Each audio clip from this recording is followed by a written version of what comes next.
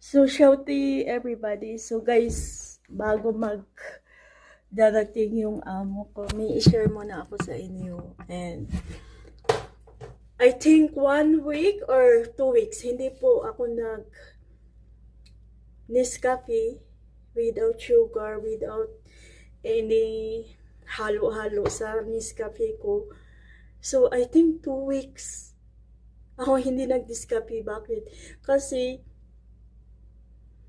habang ako lang dito, nagtatrabaho ako sa gabi at naggising ako 2 p.m.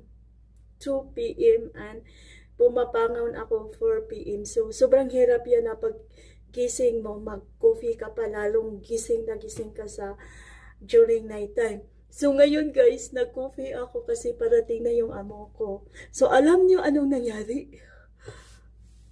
Black coffee lang talaga ang sagot pag pag medyo puno yung tiyan mo. Kasi diba, gising na gising ako sa gabi. So, doon yung kain ko, doon yung craving ko, nagra-rise ako, halos mas lalong hindi ako makatulog sa gabi dahil busog ako, hirap kaya matulog yung busog.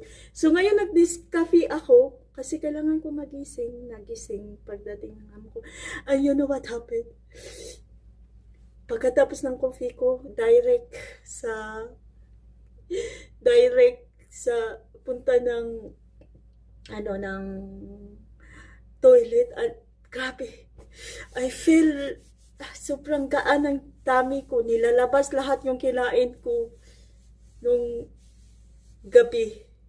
Kaya alam ko naman, sabi ko, bakit kaya how many days na din na yung alam niyo yung sobrang hina yung katawan mo kasi busog ka sa gabi.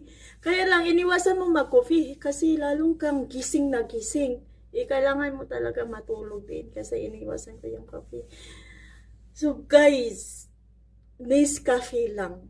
Pure Nescafe without sugar, at everyday, hindi ka na mag-e-effort para maglabas ng dumi everyday. So, yun.